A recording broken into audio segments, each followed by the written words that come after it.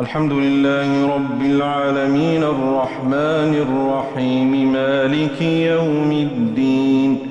إياك نعبد وإياك نستعين اهدنا الصراط المستقيم صراط الذين أنعمت عليهم غير المغضوب عليهم ولا الضالين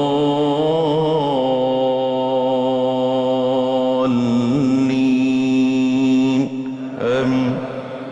سبح اسم ربك الأعلى الذي خلق فسوى والذي قدر فهدى والذي أخرج المرعى فجعله غثاء أحوى سنقرئك فلا تنسى إلا ما شاء الله إنه يعلم الجهر وما يخفى ونيسرك لليسرى فذكر إن نفعت الذكرى سيذكر من يخشى ويتجنبها الأشقى الذي يصلى النار الكبرى ثم لا يموت فيها ولا يحيا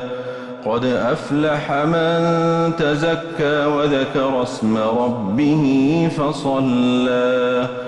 بل تؤثرون الحياة الدنيا والآخرة خير وأبقى إن هذا لفي الصحف الأولى صحف إبراهيم وموسى. الحمد لله رب العالمين الرحمن الرحيم مالك يوم الدين إياك نعبد وإياك نستعين اهدنا الصراط المستقيم صراط الذين أنعمت عليهم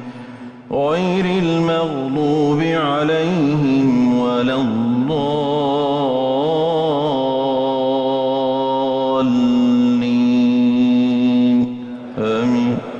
هل أتاك حديث الغاشية وجوه يومئذ خاشعة عاملة ناصبة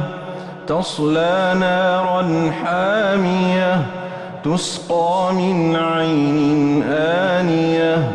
ليس لهم طعام إلا من ضريع